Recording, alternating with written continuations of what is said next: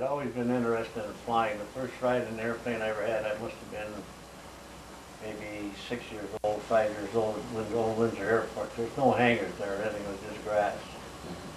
And my father asked me if I'd like to go up, and I said yes.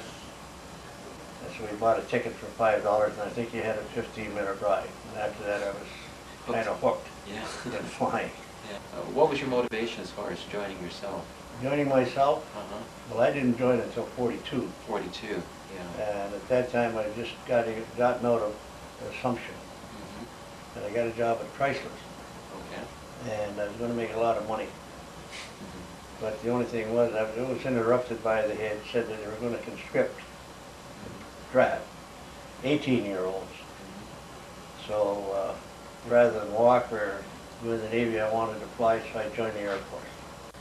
Like the flag burst, it was a black flag. At night, you wouldn't see the smoke, but you would see the flash. But in the daytime, if you were protected, you could see it coming up behind you. Oh, okay. And the tail gunner, Air Commander, called the skipper, and he said, "We're protected. It's coming close, it's coming fast." He said, "Shut up, we're on bomb run."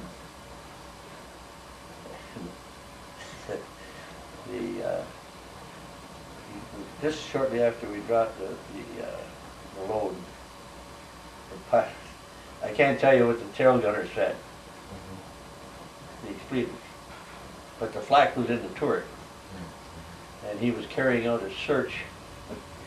As he pulled his head back, he felt the heat of it go by him. It blew the perspex out where it came in and blew it out where it went out. And he told him his flag, and then he dropped it about I don't know, maybe 1,000 feet like this to do a loop and then come back up. And when we got back, you got bacon and eggs. And they shook him up so much that he couldn't eat his bacon and eggs.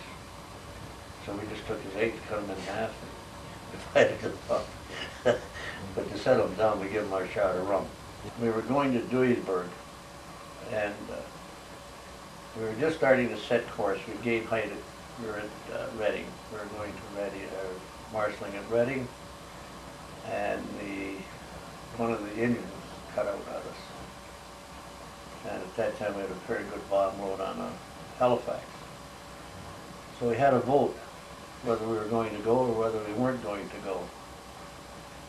And there was one chap just said he didn't want to go, so the skipper said to him, well, he said, "We're coming up to the coast. If you don't want to go, you better jump because we're going."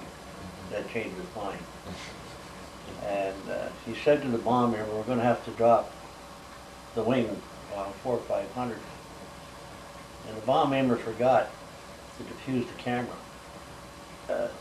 So we carried on, and the navigator, as I say, went from A to B to C and like that. So when we were able to maintain our height, we were at 12,500 feet. We were supposed to bomb at 18,000. Okay. And instead of going from A to B, he went from A to C.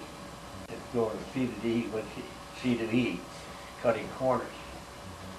And when we bombed, we were at 12,500 feet, and we were only 7 seconds late on the target. But we had a problem when we got back.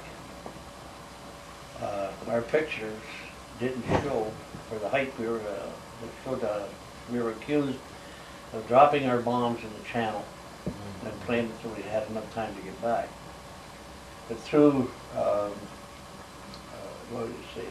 They went over every aircraft took a picture of the target, and they took the entire raid and went over it with those glasses. When they estimated it, they found us down at 12,500 feet. So we got our 4 points. Other than that, we weren't going to get anything. We would have probably been disciplined.